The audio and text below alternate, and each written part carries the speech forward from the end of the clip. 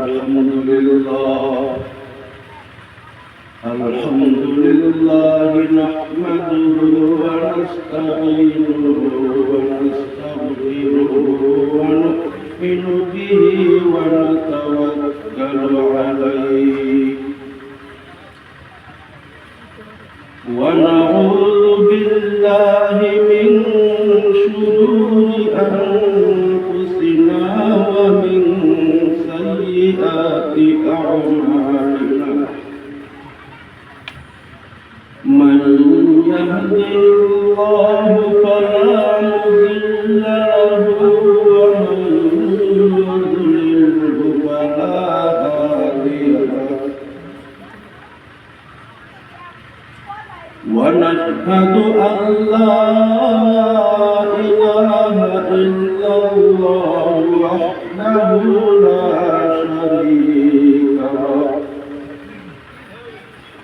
ونشهد أن سيدنا ونبينا وشفيعنا وحبيبنا وطبيبنا وطبيب قلوبنا ومولانا محمدا عبده ورسوله الذي أرسله بالحق بشيرا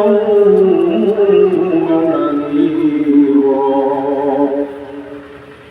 وداعيا إلى الله بإذنه وسراجا منيرا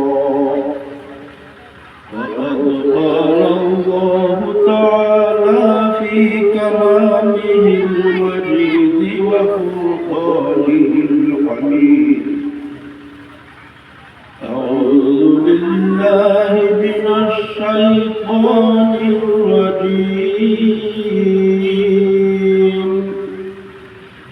بسم الله الرحمن الرحيم الذي خلق الموت والحياة ليبلوكم أيكم أحسن عملا وهو العزيز الغفور صدق الله المولى العظيم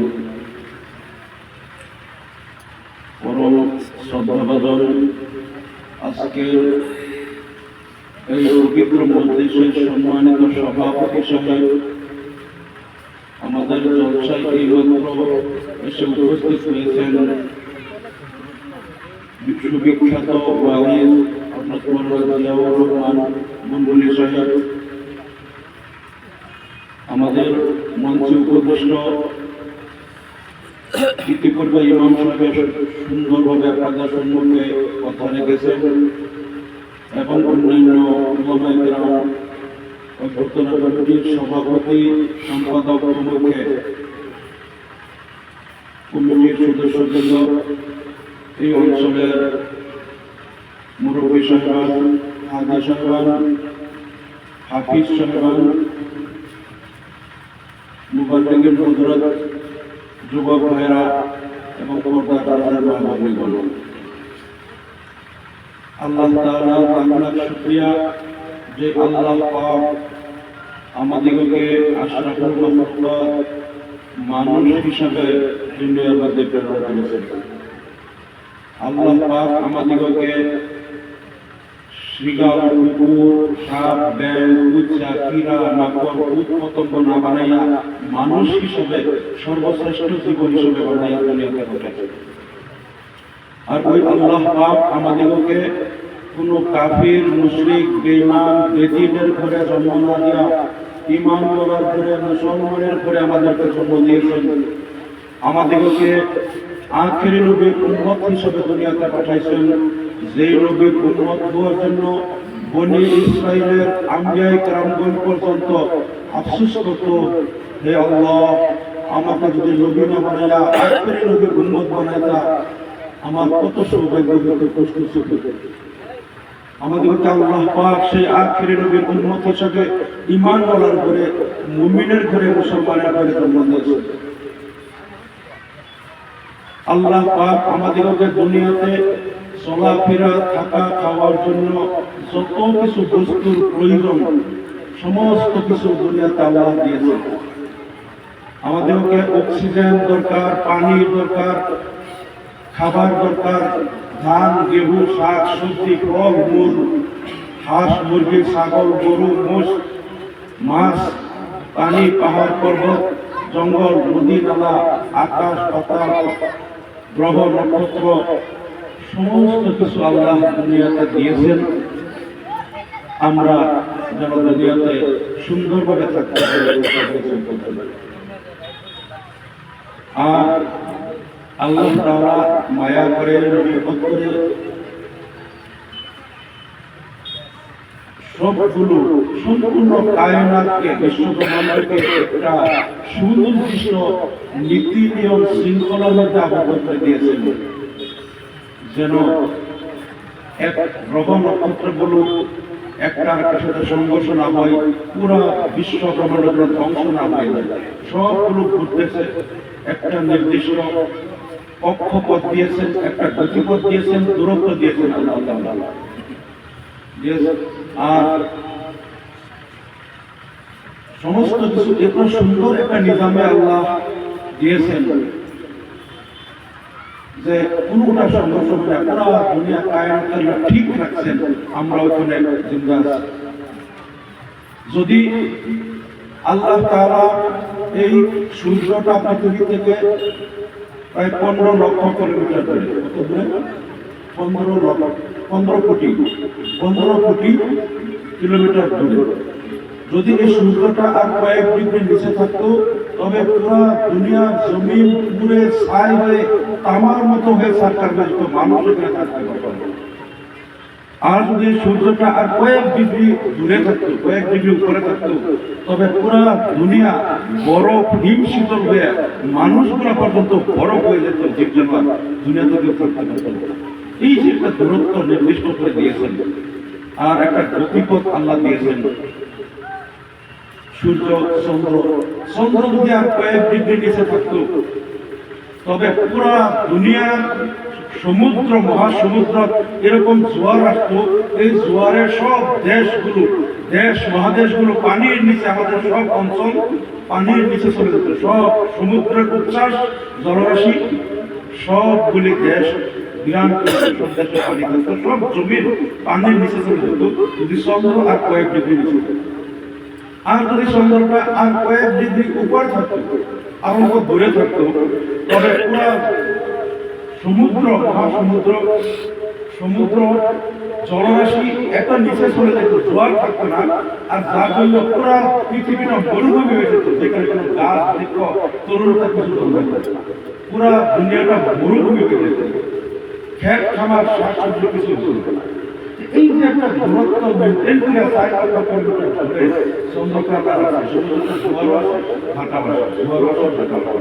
একমাত্র চন্দ্রের মধ্যাকর্ষণ শক্তি একটা দূরত্ব আছে, যার জন্য জোয়ার ভাটা আসে, দুনিয়াটা পানির নিচেও ডুবে না, আবার দুনিয়াটা মরুভূমি হয়ে যায়। আল্লাহ কত সুন্দর করে আর সম্পূর্ণ বিশ্বব্রহ্মাণ্ডকে আল্লাহ একমাত্র মানব জাতির উপকারের জন্য সব কিছু সুনির্দিষ্ট করে রাখেছেন। আর এটাই আল্লাহ তাআলা লাশ সংসয়ম বাবিলাহা তুদরুকাল কামারা ওয়ালাল লাইলু সাবিকুন নাহার ওয়া কুল্লুন ফি ফালাকিন ইয়াসবাহুন। আল্লাহ তাআলা সূর্যকে একটা কক্ষপথ দিয়েছে, চন্দ্রকেও কক্ষপথ দিয়েছে। সূর্য দিয়ে চন্দ্রকে ধরতে পারে না, চন্দ্র কক্ষপথে দিয়ে সূর্যকে ধরতে পারে না। দিন রাত্রিকে অতিক্রম করতে পারে না, রাত্রি দিনকে অতিক্রম করতে পারে না। একটা হিসাবের মধ্যে আল্লাহ তাআলা দিয়েছেন, যেটা কুরআন শরীফের সূরা ইয়াসিনের মধ্যে আল্লাহ তাআলা এই কথা সুন্দরভাবে বলেছেন। সব কিছু হচ্ছে মানব জাতির দুনিয়াতে থাকা আল্লাহ আমাদেরকে যখন দুনিয়াতে পাঠাচ্ছে আমরা কিন্তু দরখাস্ত করি নাই যে হে আল্লাহ আমার রূহটাকে তুমি নিতেছো আমার মায়ের পেটে যে সন্তান ভ্রূণ যেটা আছে সেই জায়গা সেইখানে আমার রূহটা নিয়ে তুমি সেখানে দিবে সেই বডির মধ্যে আমার রূহটা তুমি নিবে দিবে সেই বডিতে দুইটা চোখ দিও আমার দুইটা চোখ দিও যেন আমি দুনিয়া থেকে দেখতে পারি দুইটা কান আমার দিও যেন দুনিয়া থেকে আমি সব শুনতে পারি আমার মাথার মধ্যে একটা ব্রেন দিও যেন আমি চিন্তা চর্চা করতে পারি আমাকে মুখ দিও জিহ্বা দিও যেন কথা বলতে পারি দাঁত দিও যেন ভাত আমি সবাই খাইতে পারি হাত দিও যেন কাজ করতে পারি পা দিও যেন আমি হাঁটাচলা করতে পারি আঙ্গুলগুলোর মধ্যে ঘিরা ঘিরা দিও এরকম যেন হাত বাঁকাইতে পারি ধরতে পারি সুদা করে তো ধরতে পারবো না বাঁকাইতে পারবো না আমরা তো আল্লাহর কাছে একটু কিছু দরখাস্ত করেছিলাম আল্লাহ তাআলা দয়া করে মায়া করে সেই বডির মধ্যে আমাদের রূপটা মায়ের পেটে দিয়েছেন সেই বডিতে এত সুন্দর আকৃতি লাকাদ খালাকনাল ইনসানা ফি আহসানি তাকওয়িম আল্লাহ তাআলা মানবকে খুব সুন্দর পরিকাঠামো দিয়ে সৃষ্টি করেছেন আর সেই পরিকাঠামো সেই মানব দেহের মধ্যে আমাদের রূপটা আল্লাহ সেখানে দিয়েছেন আর আমরা দুনিয়াতে আসার পরে আমরা চোখে দেখি আমাদের মা বাবা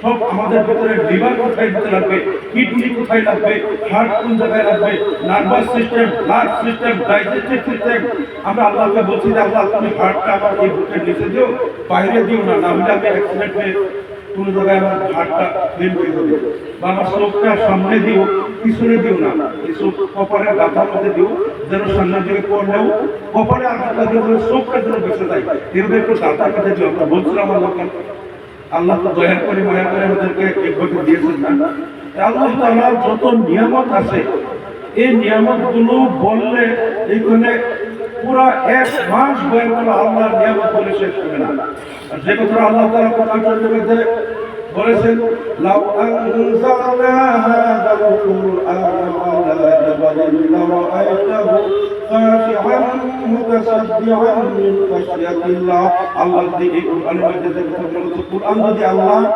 নাযিল করত পাহাড়ের মধ্যে পাহাড় কিন্তু এই কোরআনের ভয় সহ্য করতে পারতো না কোরআনের ভয়ে পাহাড় বলে দিত আল্লাহ মানুষ করে নাযিল করতে আর আল্লাহ কানাল বাহরু মিদাদান লিকালিমাতি রাব্বি লানাফিদাল বাহরু ক্বাবলা আন তানফাদা কালিমাতু রাব্বি ওয়ালাউ জিনা বিমিসলিহি মাদাদা আল্লাহ তাআলা বলেন যদি পুরো দুনিয়ার সব সাগরের যত পানি আছে সমুদ্র মহাসমুদ্রের পানিকে যদি কালি বানানো হতো আর যদি সেই কালি দিয়া আমি রব্বুল আলামিনের গুণ কীর্তন নিয়ামতের পরিসংখ্যান যদি লেখা হতো সমগ্র দুনিয়ার সব পানি সমস্ত দুনিয়ার সব পানি শেষ হয়ে যেত আমি রব্বুল আলামিনের গুণ কীর্তন লিখে শেষ হইতো না সুবহানাল্লাহ আবার বলছে ওয়ালাহু জিনা বিমিসলিহি মাদাদা আরো যদি সমান পরিমাণের পানি আবার সাগরগুলো ভর্তি করা হতো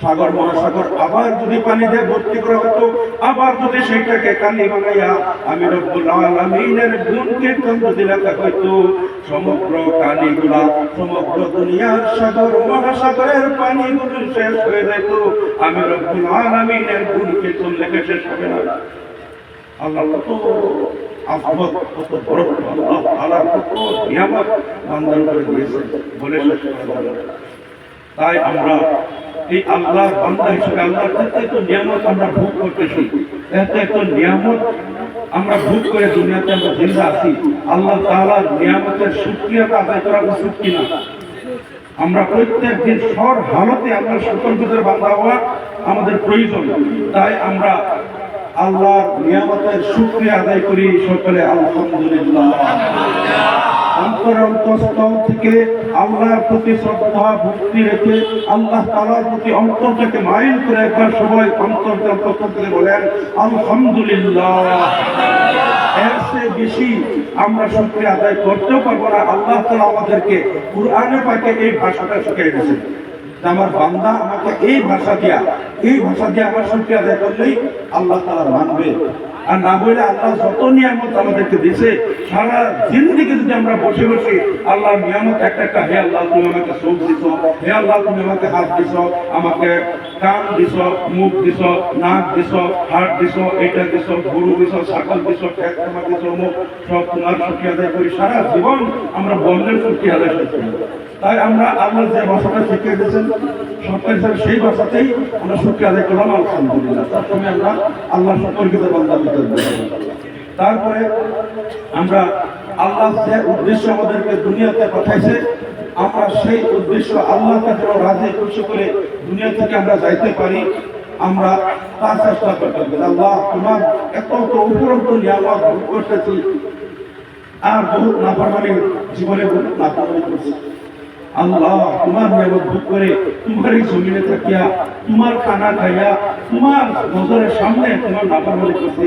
আল্লাহ তুমি তোমার কাছে মাফ করো, তোমার কাছে তওবা করতেছি, তোমার কাছে তওবা করতেছি, বহুত গুনাহ করছি, তুমি মাফ করো, আর কোনদিন তোমার গুনাহ করব না। আল্লাহ বাকি জীবন তোমার ইবাদতগুজার বান্দা হয়ে থাকবো, তোমার নিয়ামতের শুকরগুজার বান্দা হয়ে থাকবো।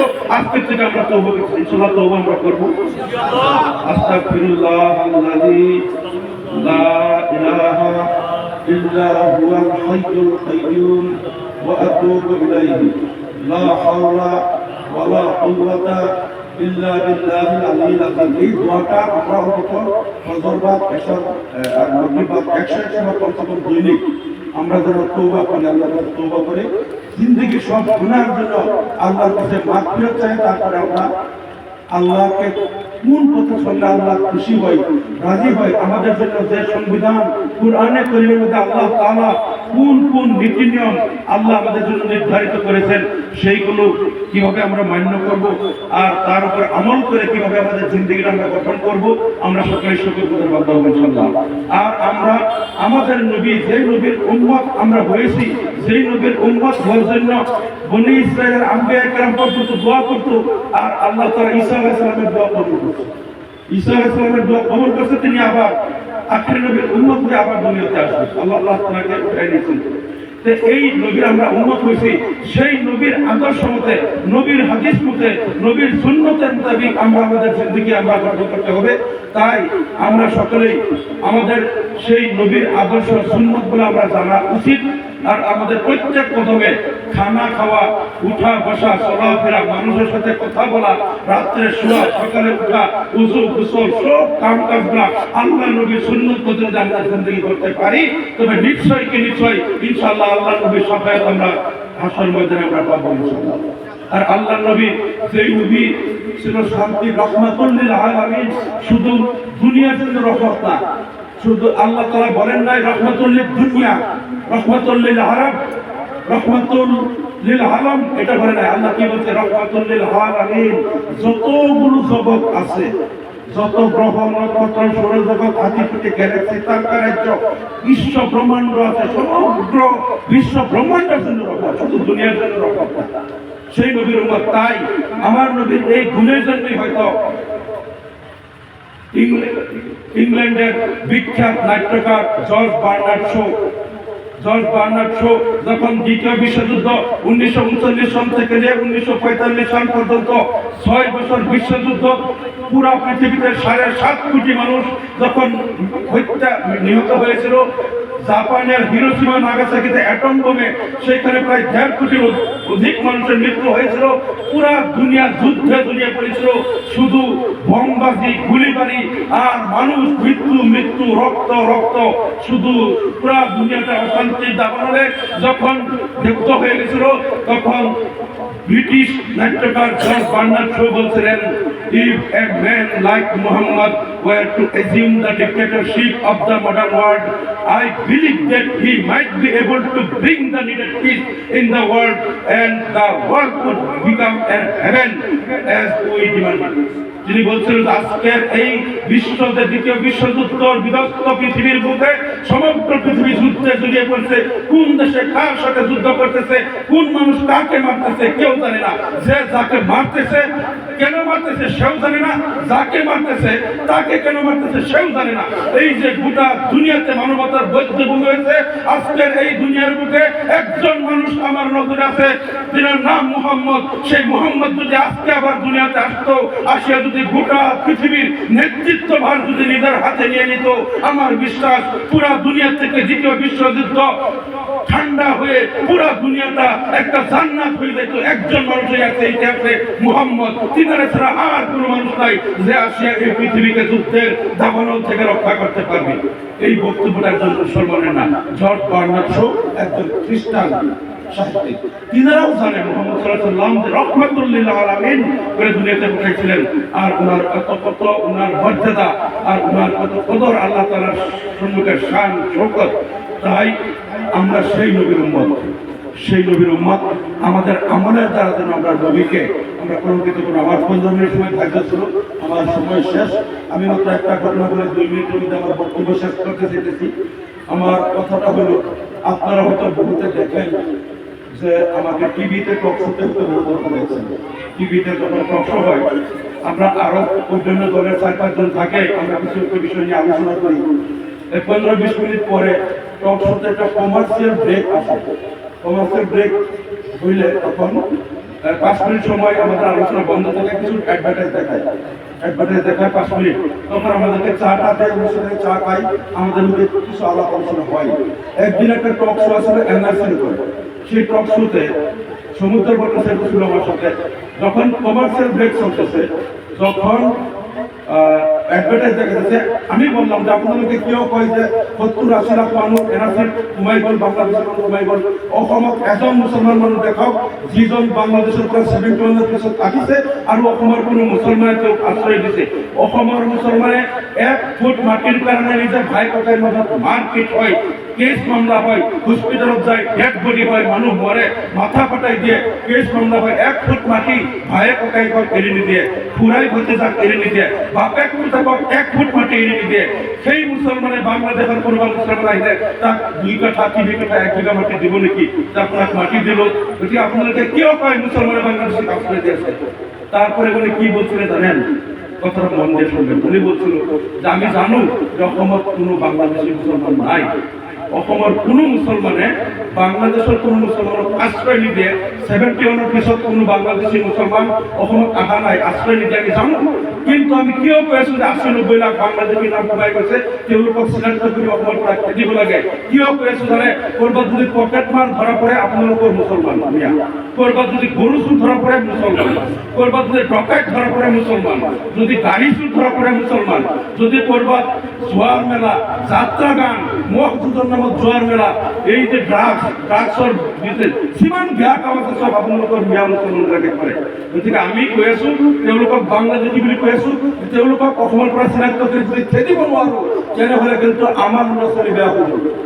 এই মুছলমানৰ পৰা আমাৰ ল'ৰা ছোৱালীৰ মাজত চুৰ ডকাইত বদমাছ পকেট মাৰ আমাৰ ল'ৰা ছোৱালী হৈ যাব। সেইকাৰণে আমি কৈ আছো এইবিলাক বাংলাদেশী, এইবিলাকক খেদিব লাগে। কথাটা মন করবেন।